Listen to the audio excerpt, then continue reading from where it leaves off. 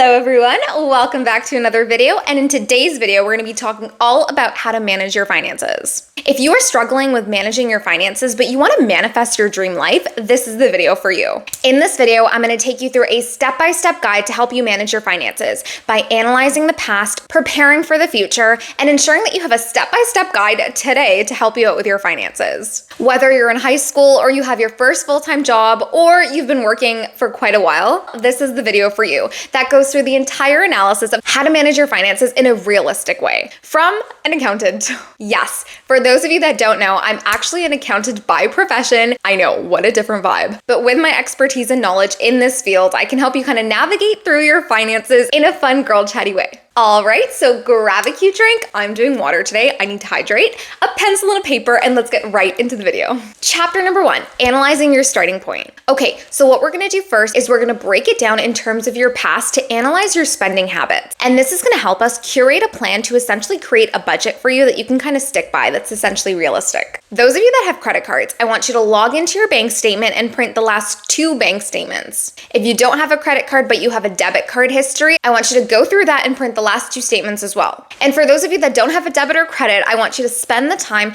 to really think about your spending habits in the past month. Okay, so once you have your statements ready, now I want you to go transaction by transaction line, and I want you to analyze what you're spending your money on in terms of pools. So what we're gonna do is split your spending between different pools, whether that's food, transportation, shopping, leisure, etc.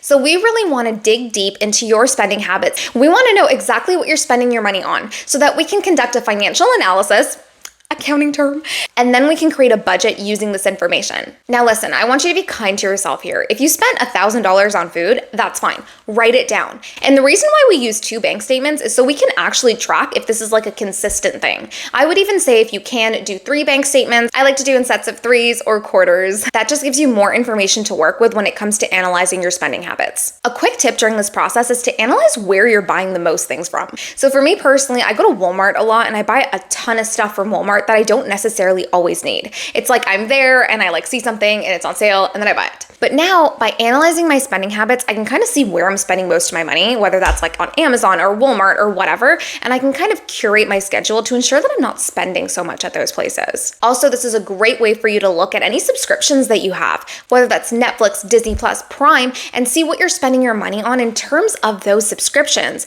And maybe there's a subscription on there that you don't necessarily need anymore, and this is gonna help you figure that out so you can cancel it. Chapter number 2, analyzing your goals for the future. So we're gonna do this step before we actually create a budget for you. And the reason for this is because we wanna have a forward-looking approach. We wanna know exactly what we wanna save money for, invest for, etc. If we don't have a clear guideline on where we wanna go, it's gonna be kind of hard to save for that. So what I want you to do here with a pencil and a paper is literally to write goals for 1 year, 3 years, 5 years, and 10 years. Yes, 10 years. We're thinking long-term here, people. We want to make sure that we're actually setting ourselves up for success for our long-term financial freedom. So your 1 years might be if you want to take a vacation with your friends. It might be paying tuition for your school. Maybe there's a small business that you want to invest in. It might be as simple as a concert you want to go to that you want to save some money up for. Or it could be that you want to buy this new book collection. 3-year plan, maybe you're looking to become debt-free from car loans that you have or your school tuition and you want to pay that off.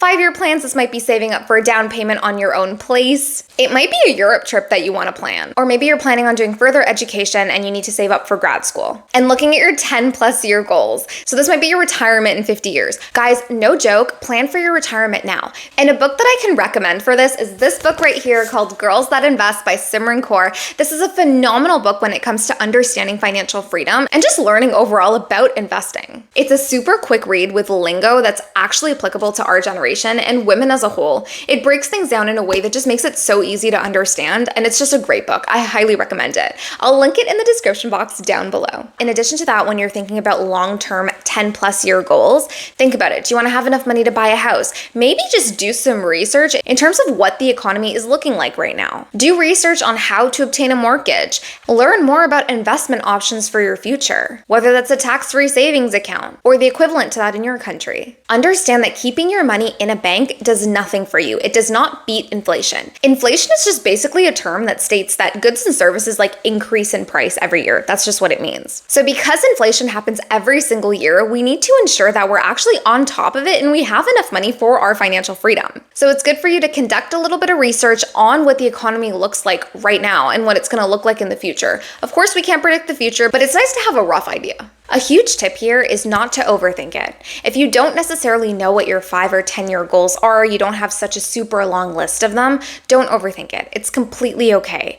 Time will pass, and as time passes, analyze your financial goals again and see what it is that you want to add to that list or you want to save up for. It's always changing, we're always growing, so don't even stress if you can't find a lot of goals for your 10-year plus. Chapter number 3. So now that we've brainstormed our 1-year, 3-year, 5-year, and 10-year goals, it's now time to make a budget. Yes, budget, the word we all don't like. Now let's rewire our brain towards what the word budget actually means. The word budget doesn't have to mean a restriction. It can actually mean a very clear, successful path towards achieving your goals and dreams for financial freedom. It doesn't have to be a bad thing. Now, what we're gonna do now to actually set yourself up for success is create a budget that is actually realistic for you to stick to. Not something that's like super stingy that you'll feel bad if you like cross a limit or something. So we're gonna break down our budget into 2 parts, our needs and our wants. First, we'll start with our needs because those are super easy for us to put together. So our needs are the basic bills that we need to pay every month, whether that's your phone bill, it might be transportation, it might be your food for the week, maybe rent, hygiene products. Think about things that fit into this category of a need. Personally, for me, I also include my subscriptions in my needs, but I do analyze them to ensure I actually still need them. So something you can do here is if you have Netflix, Prime, and Disney Plus, you can analyze which ones you use actually the most during the month and see which ones you don't necessarily need. Moving on to your wants. So using those same pool buckets that we used at the very beginning in chapter number 1,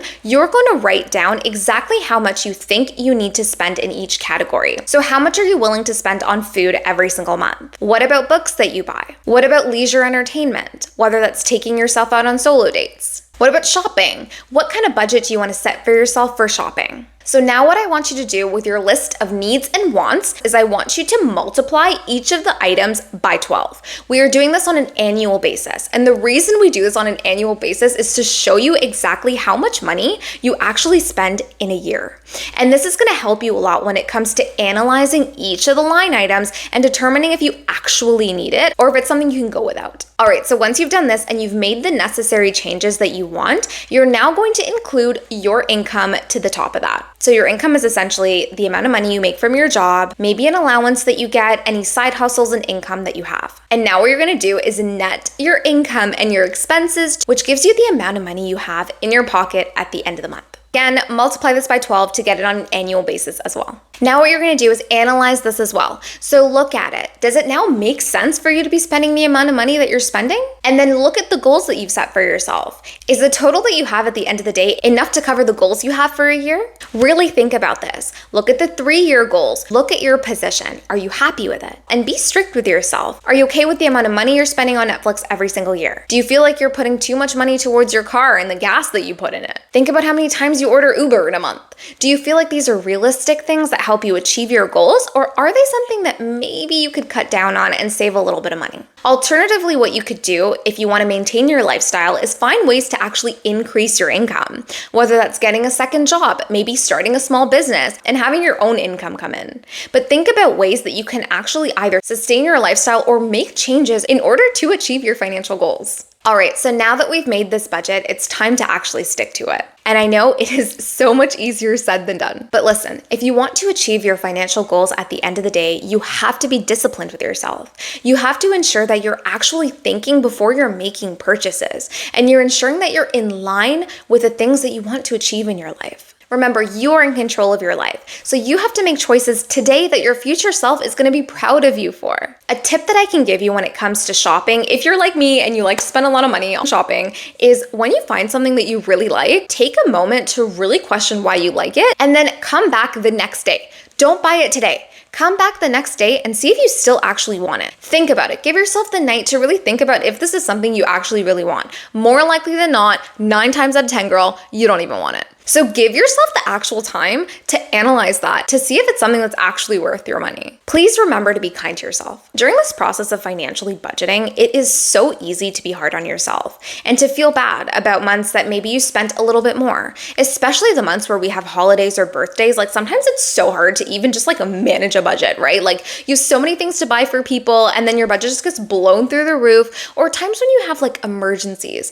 Just be aware of how much you're spending and when you're spending it. If you spend a little bit more in one month, just make sure the next month that you're being a little bit more cautious with it, or you're increasing your income. And something I want to leave you with is make sure you're still enjoying your life. Buying a $7 Starbucks latte once in a while is not going to break the bank for you. It's okay to enjoy nice things in your life. It's okay to have moments where you take yourself shopping. Just give yourself a budget for that day. It's okay to allow yourself to order Uber Eats once in a while, but just be aware of how many times you're actually engaging in that activity. Ensure that you're honest with yourself and you're truthful with yourself, and you think about all the times that you do spend money and how those habits are actually affecting your future self. Remember, it's gonna take time. It's gonna take time for you to come into a place where you're not spending like overly a lot of money. It's gonna take time for you to kind of create a system for you to ensure that you're saving and you're meeting your financial goals at the end of the day. All right, so that is all for our video today. I hope this is a very useful guide to help you kind of navigate your finances in a way that makes sense and can be understandable and applicable and realistic.